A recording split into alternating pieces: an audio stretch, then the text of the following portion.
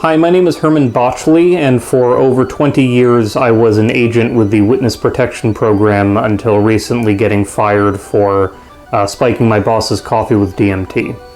And I've decided to sell some of the fake identities that I have created but were never used, because I was fired at a time when I had created a multitude of fake identities and fake personalities, but I never got the chance to assign them to any witnesses entering the program. So if you want to purchase any of these fake identities from me, just let me know, because I'm selling each and every one of them.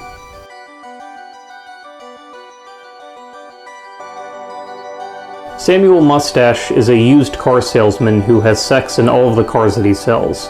He's loosely based on Bill Paxton's character from the film True Lies, if you've ever seen that movie. So this identity would work really, really well for somebody who either looks like Bill Paxton or who is Bill Paxton. His hobbies include breathing and rolling around on the floor, and he's based in Denver, Colorado.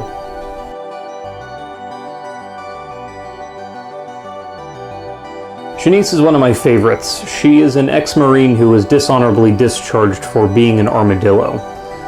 The United States Marine Corps has a very strict policy against armadillos serving in the military, so as soon as they found out she was an armadillo, she was kicked out of the service. And this rejection from her own nation is something that really haunts her to her core. It's something that motivates a lot of her decisions. And that's something you're going to want to tap into if you do end up taking Shanice's identity. Especially if you end up interacting with any other armadillos.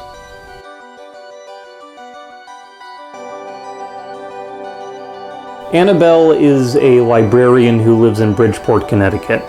And I haven't posted anything too crazy on Annabelle's social media. I haven't had her join any weird clubs or organizations, so she's a pretty easy life to slip into and maintain. The thing you need to know about Annabelle, however, is I did start a rumor about her that she breaks into her neighbors' homes, steals their household pets, dogs, cats, things like that, and then viciously eats them alive on her front lawn. I don't know why I started this rumor. I think I just wanted to give her a sense of character, but it is such a pernicious rumor that if you don't eat a live cat or dog on your front lawn within the first month of assuming Annabelle's identity, people are going to start getting pretty suspicious.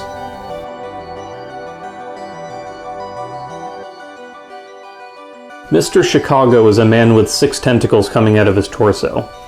Whenever I posed as him to establish his identity, I physically sewed 6 octopus tentacles to my own torso, and just know that's something you're going to have to do as well if you assume Mr. Chicago's identity. And the reason why I did this is because I thought, I mean, if you see someone walking down the street with 6 tentacles coming out of their torso, the last thought that's going to pop into your mind is, wow, that person's guilty of identity fraud. At least that was the logic that I was using at the time.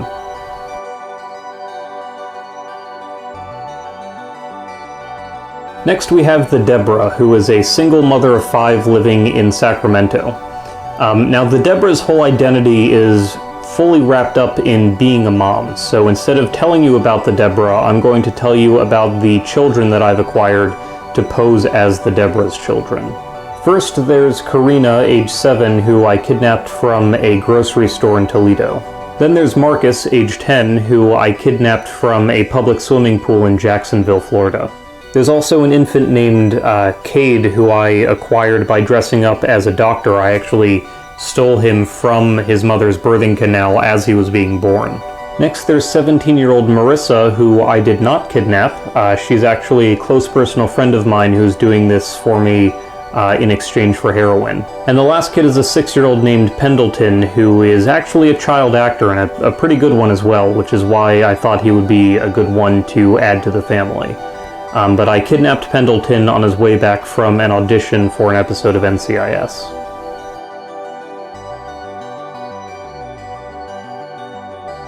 The last identity that I'm selling is Justin III, who's basically just the Catholic Pope.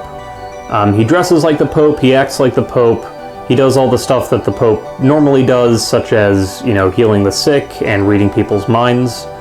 I installed Justin III in Boston in the hopes that Boston's low Catholic population will prevent anyone from discovering that he is not the actual Pope. However, if you do get discovered as Justin III, just know that I do issue all of my clients a valid license to kill, just like the license to kill that the actual Pope has. So that's it at this time. Those are all of the identities that I'm selling. If you are interested in assuming any of these identities, just let me know.